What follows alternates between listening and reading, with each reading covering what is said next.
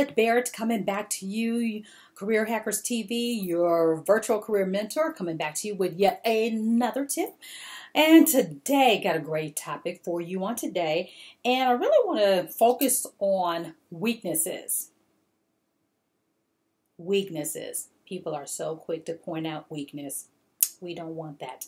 So, what I say with those weaknesses, they're not a weakness. It's just a challenge.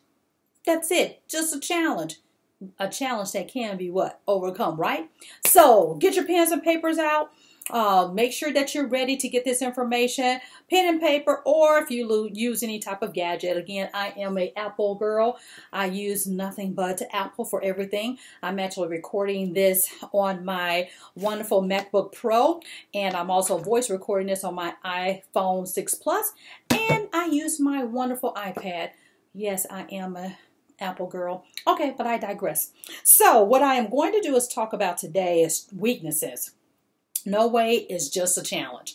So we all have weaknesses, but I say we should never look at them as weaknesses, as it only weakens who we are as professionals.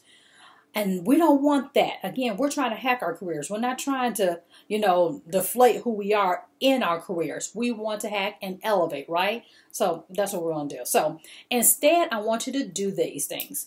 4 things. First of all, think of it as a challenge, or think of a challenge.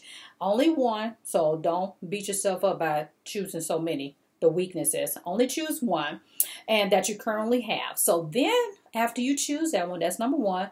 Number 2, I want you to research how you can overcome that challenge by focusing on becoming proficient at it, and not necessarily a SME, as we talked about on yesterday, but more of being proficient at it.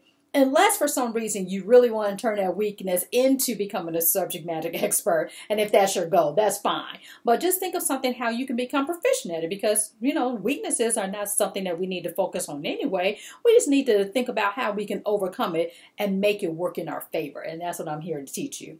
So next, I want you to create a strategy to become proficient in it. Don't just research how, but I want you to create a strategy on what you need to do. Say, for example, you are not very good at Excel. So what are you going to do? Okay, there's a lot of classes out there that will teach you Excel.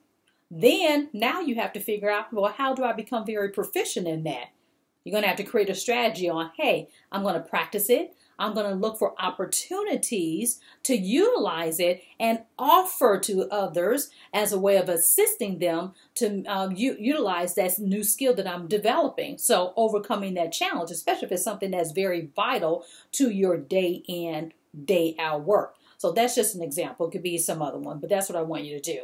And then I want you to implement the strategy and work on it. It's not enough to just create a strategy, but I want you to make sure that you're working on it consistently so that you can become proficient in it. And then that way, that weakness that people want to try to pull out, it's not a weakness. It's just a challenge that I can overcome. And the goal, again, is to be proficient, not necessarily a subject matter expert, unless that is your goal. So let me give you an example, one of my own personal example. While I excel in all of the areas of soft skills, like building fantastic relationships and all that kind of stuff, what I was challenged in the area within my company was business acumen. Now, I can bring everybody to the table. I can get up and do a stand-up meeting on a flinch. I can present, I can train, I can teach, I can do all of that kind of stuff. But when it came down to actually understanding the business behind what we do, I said, I'm a little weak in that area.